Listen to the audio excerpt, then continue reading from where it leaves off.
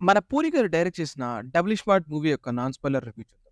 Sanjay Dutt alias big bull మెమరీని మన రామ్ అదే ఇస్మార్ట్ శంకర్‌కి ట్రాన్స్‌ఫర్ చేశాక ఏమైంది? అసలెందుకు ట్రాన్స్‌ఫర్ చేశారన్నదే స్టోరీ. మూవీలో పాజిటివ్ విషయానికొస్తే వన్ అండ్ ఓన్లీ రామ్ భయ్య. స్క్రీన్ పైన రామ్ ఉన్నంత సేపు ఎనర్జీనే వేరే ఉంది. నంబర్ 2 పూరి గారి మాస్ డైలాగ్స్ ఈసారి వర్కౌట్ అయ్యాయి. అది రామ్‌కైతే పర్ఫెక్ట్‌గా సెట్ అయింది. అండ్ ఇంకా 'మార్ ముంతాజ్ స్టెప్పమార్' సాంగ్స్ అయితే బాగున్నాయి.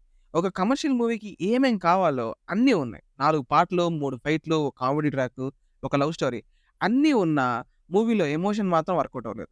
ఇంక నెగెటివ్స్ విషయానికొస్తే మన 'ఆలి' గారి కామెడీ ట్రాక్ బానే ఉన్నా ఎందుకో ప్లేస్‌మెంట్ సరిగ్గా లేదనిపించింది. నాకైతే వర్కౌట్ అవ్వలేదు. అండ్ ఇంకా 'మణి శర్మ' గారి సాంగ్స్ అయితే అంత గొప్పగా లేవు. మనకి 'ఇస్మార్ట్ శంకర్‌లో' అన్ని సాంగ్స్ బ్లాక్ బస్టర్. ఇక్కడెందుకో అంత గొప్పగా అనిపించలేదు. అండ్ మన 'Sanjay Dutt' same as this typical villain role.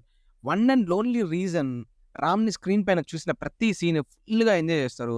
ఆ ఎనర్జీనే వేరే ఉంది. ఒక్క ముక్కలో చెప్పాలంటే మూవీ చూసాక ఇది జస్ట్ నా ఒపీనియన్ మాత్రమే. మన రామన్న చెప్పినట్టు పకోడి గురించి, పక్కోడి గురించి పట్టించుకోకుండా మూవీకెళ్ళండి. మీకెలా అనిపించిందో కింద కామెంట్స్‌లో చెప్పండి. Thank you guys. See you in the next one. Until then తెలుసుగా do like, share and subscribe.